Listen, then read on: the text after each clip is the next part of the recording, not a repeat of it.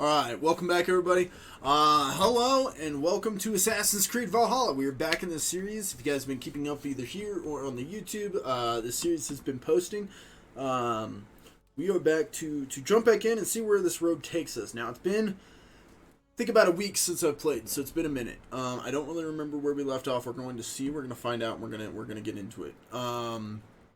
Hopefully you guys are ready for it. Hopefully you guys are excited.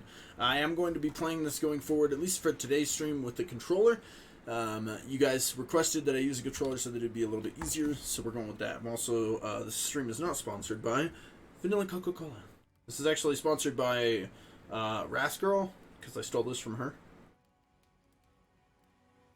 So, there's that. Alright, so we're going to go continue. Looks like exploration. Yeah. Let's see where this takes us. Oh my god, that's right. We had just gotten kicked over to her. She saw something on the ground. It was a skeleton of, I believe, our guy. Yeah, right there. Can I interact with that? Examine. A long way from home, Eivor. Eivor, yeah.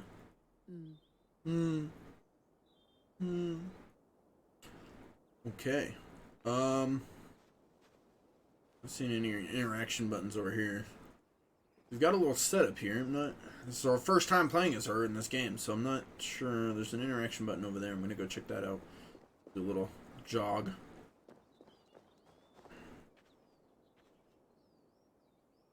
Huh. I'm gonna go check this out.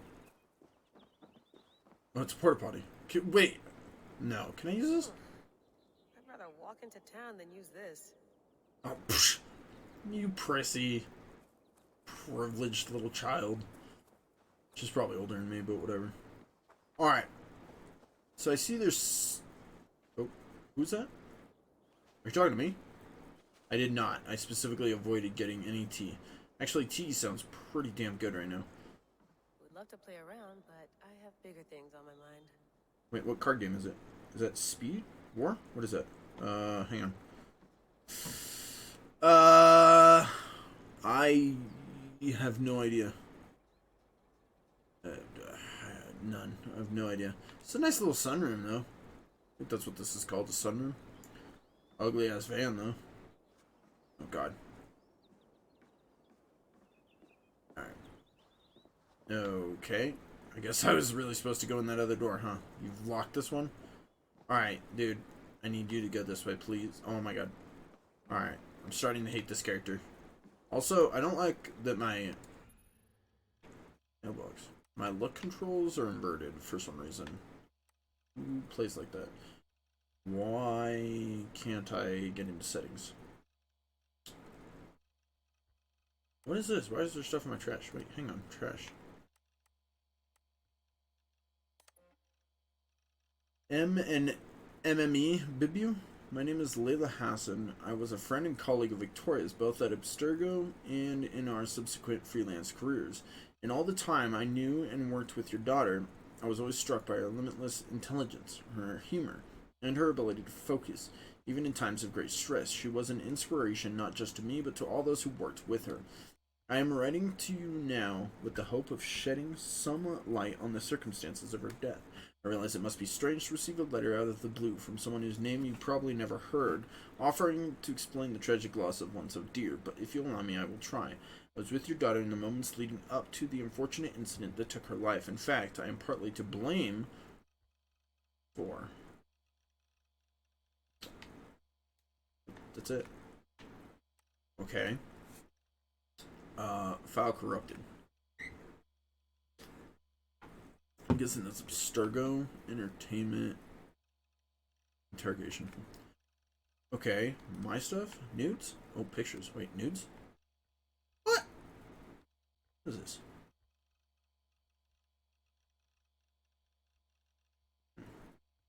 Pretty. Northern Lights. I love the Northern Lights. Great view. Aw, hanging out with me. No nudes. Lame. Let's see. Messenger, Staff of Eden, Secure Share. Nothing in there. Staff of Eden. The Staff of Hermes. Trismegistus. Acquired from the Eagle Bear, Cassandra. That was from, Assassin's Creed, not Origins, Assassin's Creed.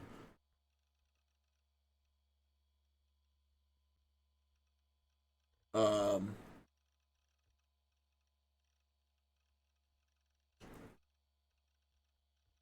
Whatever. Presumed manufacture date late in the issue singularity, blah blah blah. This staff, one of many issue staffs known to us, is first and foremost a medical device with the ability to heal, repair, restore, and rejuvenate organic tissues with the unprecedented swiftness. It has been known to extend the life of its bearers well beyond the average human and issue lifespans, and is presumed to have the ability to resuscitate living creatures in critical or suspended states. It has not been verified if the staff has the ability to resurrect the dead, but this seems unlikely based on its known features. It appears to work by reading and copying its bearer's DNA to ensure perfect replication on a broad scale. It is able to detect erroneous copies and deploy repairs so long as its bearer remains within direct contact. It has been used as a weapon infrequently, possibly by taking advantage of the tremendous power it draws from the issue's wireless energy lattice. The staff has also acted as a conduit or container for the personality of an issue called Alethea. It is not known if this personality is Alethea's original conscience or simulated of the original, though most neuroscientists would call this a distinction without a difference. As of the early 2019, the entity known as Alethea has made no further attempts to contact me, and yet my purpose as the so-called heir of memories, as Alethea has dubbed me, remains unclear. Known bearers was Hermes, Pythagoras, and then Cassandra. So this is going off Cassandra. I played as whatever the dude's name was, but the messengers. Oh god, okay. Messengers 1. Ricka, before we meet at the site, I want you to see these. Last week I reviewed the logs from my time with Bayek and came across some old notes. In the years I explored Cleopatra's Egypt, I stumbled across 6 Isu temples, most of which were buried beneath pharaonic tomb sites. Tombs of the pharaohs. Most of each temple contained an Isu message, clearly meant for one with the ability to read genetic memories. I was the lucky one. I don't believe they were intended for Bayek himself, as he seemed wholly unaware of the messages as they played. They may have been encoded in a way that only someone with an animus could see them. It's been a few years since I last heard these messages, so my memory is foggy, but the notes I scribbled down had a clarity that I trust. Might be something to all this. I don't know. Often I grasp outside of my area of expertise. I am enthusiastic, but often wrong. Let me know if something else strikes you. Layla. Message 1. Layers upon layers of reality, each blurring into the next, which is real and which is not. Which is, what if none are real? Do I need to read all this?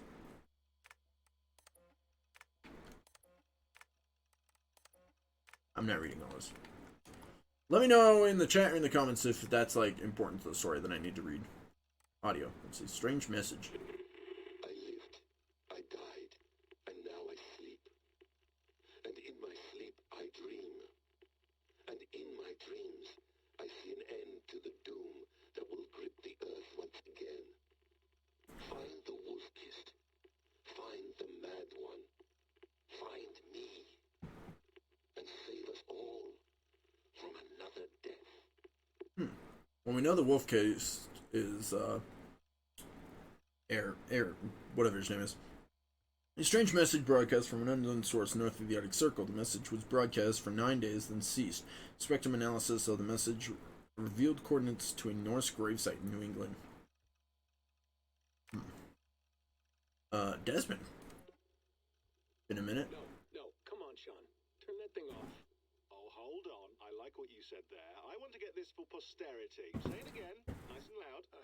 Seriously? Sure, come on. If nothing else, it'll give me leverage with your old man. Ah, that's your angle. Nice. What I said was, I wish I hadn't been born into the Assassins. I wish I had chosen this life. Is that good enough? Sure, but why is that? Because choice is the central idea of our creed. It underpins everything, right? It's about free will. It's about seeing the evidence before you and saying, yes, this is what I want. Or, no, this isn't for me. But when you're born into a group like this, or any other, like I was, you get mixed signals. You get told over and over again, this is what we believe. These are the rules. This is reality. No deviation. And if you question it, oh, they look at you like you killed a puppy. That's hardly free will. It's a weird irony when free will is your central belief, but nobody wants you to believe otherwise. I don't know how to say it exactly, but I always thought there was something self-destructive about our creed. If free will is the most important moral guidepost we have, we should be free to ignore it. To choose submission, for example. You know what I mean? Like, we should be free to side with the Templars. If it's really my choice, I could do that. Right. It's almost self-refuting. A democracy could democratically elect a dictator or choose to get rid of democracy altogether. Within our creed is the seed of its own destruction. That's what makes it powerful, I think. Yo. And fragile. Right. The more freedom you have, the more risky it is, you know? Wow. Anyway, my dad has mellowed over the years, but he was strict when we lived on the farm. He ran a tight ship. I never got the impression that I was free to choose my path forward. Our creed, our tenets, they were drilled into my head. By the time I was a teenager, I was following these rules out of a sense of duty. This was just what we did. That happens to a lot of organizations over time. The stagnation sets in, you know? The fundamentalism. Yeah. Following the rules becomes more important than achieving whatever goal you set out for yourself. Wow. People start to lose sight of the reason the rules exist. That's called deontology, or a form of it. Following a rule for its own sake and not for the consequences it has. Yeah, but that feels backwards, doesn't it? Well, I think so. Following a rule is the easy part. Praying, taking a sip of wine, munching on a wafer. Rituals that give comfort. But that's just going through the motions. It makes people feel like they're doing something. The hard work is, well, actually getting off your ass and doing something productive. I think people just want boundaries. Tight boundaries. They want to see the four walls that pen them in. I don't disagree. Anything outside that, anything that makes life more complex, that's scary. That's why I envy you. You chose this life. You went through that process and you decided, yes, I believe in this. Sure.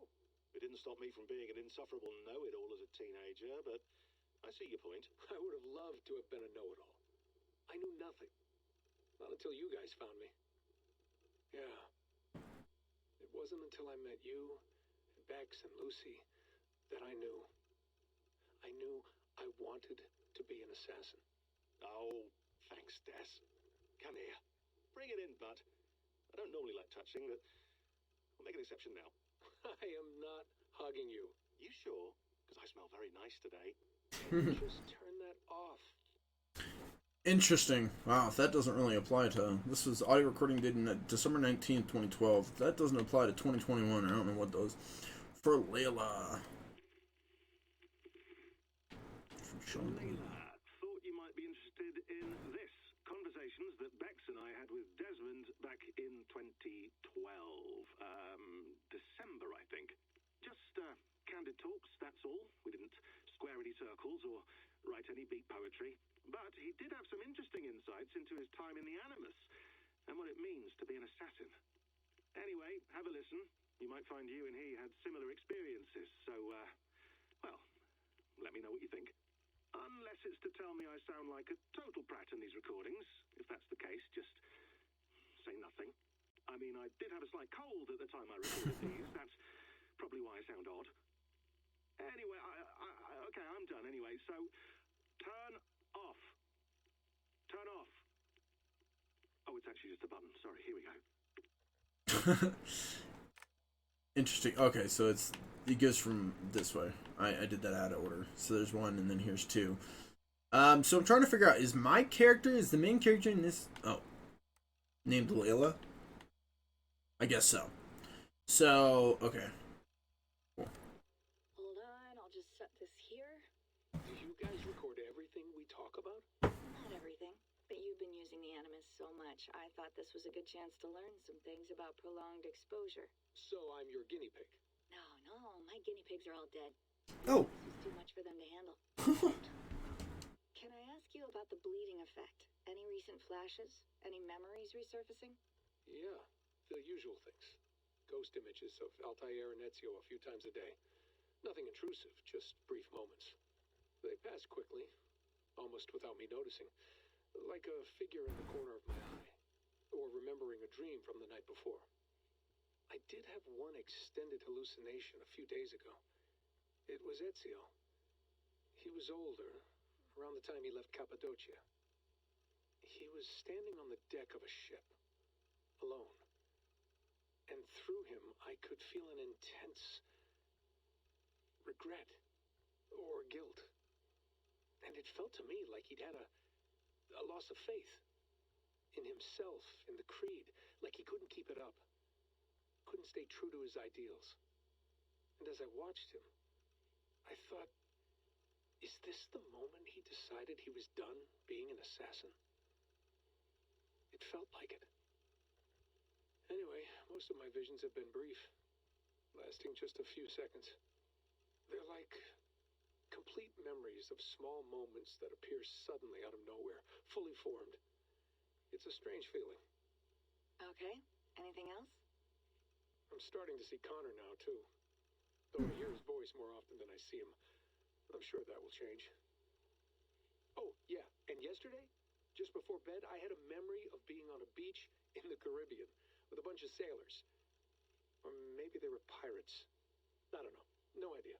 Huh. We'll look into that. And how do you feel in general? The Black Flag. That was my favorite. Well, I feel older, for one. Much older. And it's strangely comforting. I'm collecting the memories and skills and thoughts of so many people. I feel like I've lived a few hundred years or more. I miss Desmond. Is it possible that if I do this for too long, it'll push my own memories aside? That I'll be everyone but myself after a while? It's possible. That's called identity substitution. It's happened before, but it's rare. And someone with your background shouldn't need to worry. My background? You mean someone with my genes? My abilities? You have Isu DNA, and that lets you see things and do things and withstand traumas that other people can't. And I can suffer in ways that others can't. That's not something to be proud of.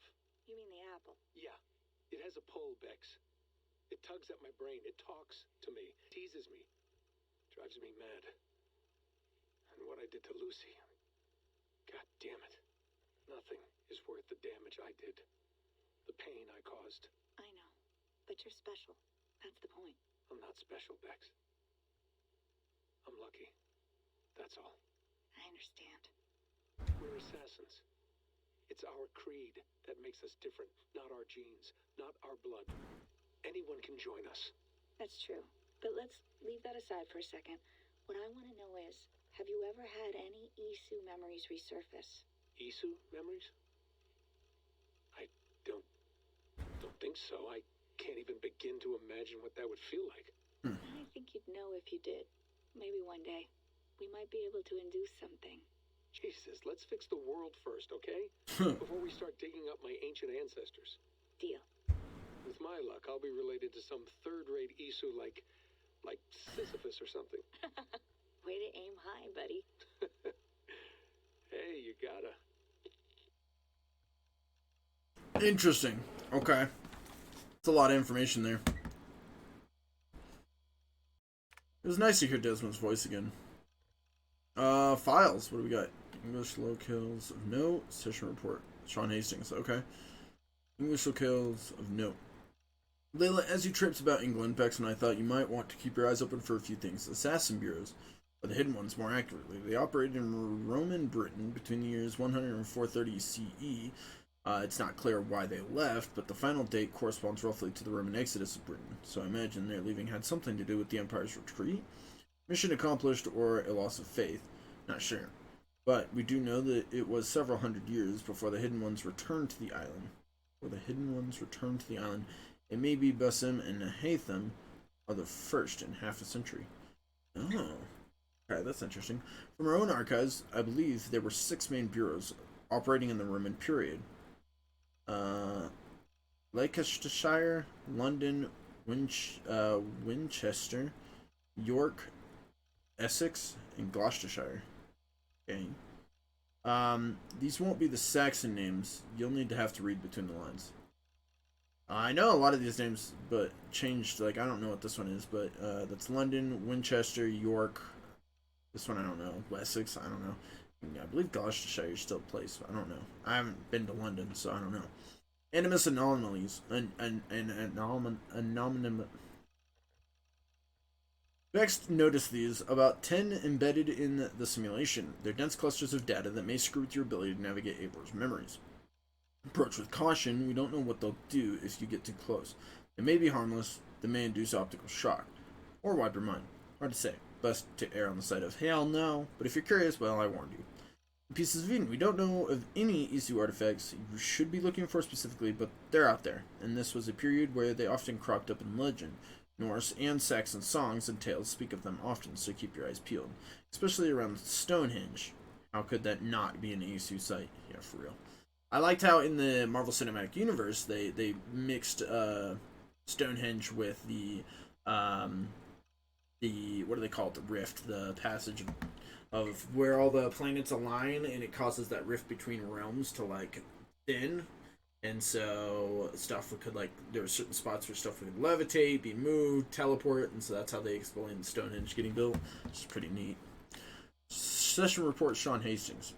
Animus session report 3 November 2014. I wonder what the date is now. It's currently windy, 9 degrees. Rebecca Crane, subject Sean Hastings, reporter William Miles. That's my dad, I believe. Well, that's Desmond's dad, not my dad. Preface. The transformation of the Order of the Ancients into the Templars as we know them today has always been a subject of considerable debate among our ranks. We have operated with the assumption that the Templars themselves hold some or complete knowledge of this evolution. But at present, no concrete historical evidence has ever made it into our hands. What little data we do have is mostly a matter of public record, with some exceptions. It is commonly understood that the origin of the Knights Templar dates back to 1109 CE, and this indeed was the appearance of the public face of the Templars. However, our records attest to the existence of the Templar agents at least 2 centuries before this date. In one badly damaged document, an assassin contract from Normandy in the mid-11th century, the author makes free use of the term Templar. An earlier letter, this time from a hidden one in the region of... I wonder what hidden one is. In the region of modern-day Dorset, circa 978 CE, makes mention of a Templar spy within the ranks of the Brotherhood. From this, we can safely assume that the Templar Order as an entity distinct from the Order of the Ancients existed at some point in the mid-10th century. With an aim to expand our understanding of this dark age, one of our agents recently volunteered to delve into the genetic memories to search for further clues to this age-old mystery. Unfortunately, what he discovered was of little use to our purposes. Sean Hastings began the first of his 7 sessions on October 5th, 2014. Over the course of the next 3 weeks... How long is this? Okay. Over the course of the next 3 weeks, he followed various matrilineal and patrilineal lines in the past, focusing on the 9th, 10th, and 11th centuries in search of the assassins and or Templars in this bloodline. He found none. Of minor interest, however, was the following personage here noted for the peculiarity of his biography.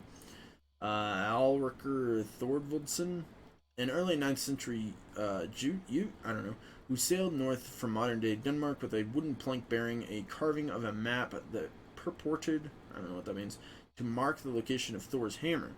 Auriker made it as far as Stavanger before running afoul of a powerful clan there. Auriker was defeated in battle and enthralled as a slave. He escaped his captivity some 10 years later and returned to Jutland to marry and settle down. The location of Auriker's map is unknown, and the existence of Thor's hammer, a precursor relic, no doubt remains unconfirmed. Auriker's ancestors would later sail to England following the Normans' conquest of the island, settling in what is now called Loughborough, in modern-day Leicestershire. The irony that a man named Hastings would contain no useful genetic memory data regarding the Norman invasion of England in 1066 was not lost on our dear subject. Still, he retained his usual chipper wit and asked if he might be able to relive the genetic memories of his grandfather to, quote, give a Nazi a proper bollocking. Okay, I don't know how... some of that information might have been useful. Alright, mailbox, let's see. Subject, should we go backwards or forwards? We'll go backwards.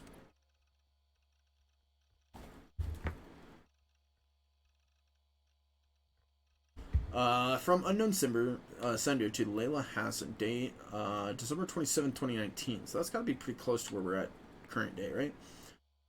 Subject, you, okay? You have a gift and a curse. The gift of old blood, the curse of not understanding it. We can help if you help us. What you did is not your fault, but you must take responsibility for it, otherwise nothing gets done. One of us will contact you. If you miss us, you miss your chance.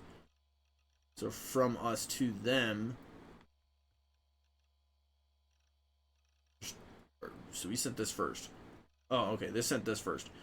Subject L, or subject you L.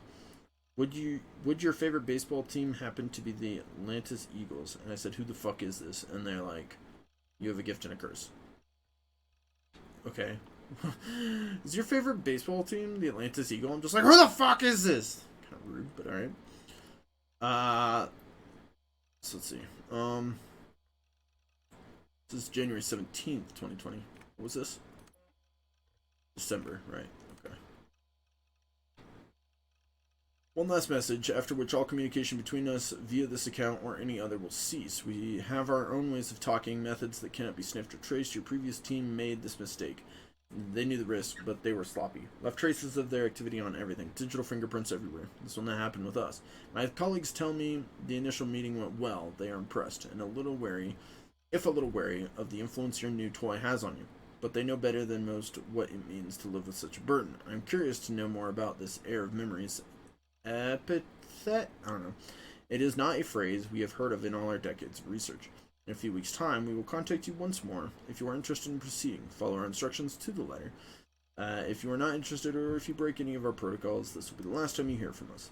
Take this to heart, the world is sick and getting sicker. The Earth's magnetic field is growing stronger, satellites are falling from the sky, earthquakes are getting more frequent, famines are becoming more and more frequent, and now we have credible reports of a new and deadly virus sweeping through Asia. Oh god, this is way too real. It can feel like we're living through Yechian nightmare. Mere anarchy is loosed upon the world. In many ways, wow, this is way too accurate. In many ways, we are. But there is hope, there is a cure, us. In the past few months, we have come across something that may help us solve our most pressing problems. A very promising message, that may help us reverse the dire course we are on. If you want to be part of the solution, join us. If not, we wish you the best of luck. So then, 17th at 3:12 p.m. The 19th, she says, I'm ready. And then 3 minutes later, they said, good. Okay. Oh god. From Layla to Remy Hassan. Okay, someone named Remy. May 1st, 2020. Oh god, okay. Just speaking for a while, Remy. Forgive the short email. I wanted to call, but I'm not using phones right now, and my time is limited. I'm still recovering from my trip. Things got out of hand, and nothing went as expected. People got hurt. I told you it was for research, and it was, but not for I'm guessing that's Abstergo. The truth is, I haven't worked for them in a few years. It's a long story, but I won't bother you with the details, but it wasn't for me. But it wasn't for me. Leave it at that. The group I'm with now, I can't explain, not over email, but they've shown me things. Giving me opportunities and opened my eyes to a broader view, but not without cost. In fact, I fucked up last year, bad, more than once, and I need to make it right. I know all this sounds cryptic. It is, but I'm not in danger, not in the way you might think. If I'm being vague, it's because I need to be. I don't want any data sniffers picking up on keywords that might raise alarms. Do I sound paranoid? A little. Here's the point. Don't worry about me. I'm with a couple of people who I trust now. They've been at this a lot longer than I have, and they're going to see me through this. I promise, at this time next year, things will be better, the skies will be clear, the earthquakes will stop, and we'll celebrate Ramadan together. It'll just be like the 90s all over again. Tell Mama and Baba I miss them, and that I'm doing fine. Your sis, L. Ramadan. Is that a Jewish thing? Sounds familiar. And then, let's see, that was May 1st. May 2nd, she says, Rami replies, I don't like the sound of any of this, Layla. I don't like where this is leading. Not using phones is not the right way to use my mind. You have my number. I suggest you call it. And no, I won't say hello to our parents for you, because doing so would bury me in questions I cannot answer. And to tell father that you no longer work for Abstergo would break his heart. That's all he ever talks about. How his daughter is on the cutting edge of neuroscience. The man doesn't understand the first thing about what you do or did. And he's still proud. I will not be the one to disappoint him. Is it COVID? Wow, they put that in this game? They were serious? Oh. Is it COVID? Is that why you're being so cagey? Something else. Call him, call me, and stop this insane game of hide and seek. I just want to know that you are safe, Rom. Okay, looks like. From us to her, May 10th. Subject, no. I don't have COVID, no, and I'm well isolated. It's just 3 of us traveling together, staying out of sight. Thanks for clearing that up in such profound detail. I'm sure I'll sleep soundly now. Okay, that was a whole lot of information. What did I come in here for?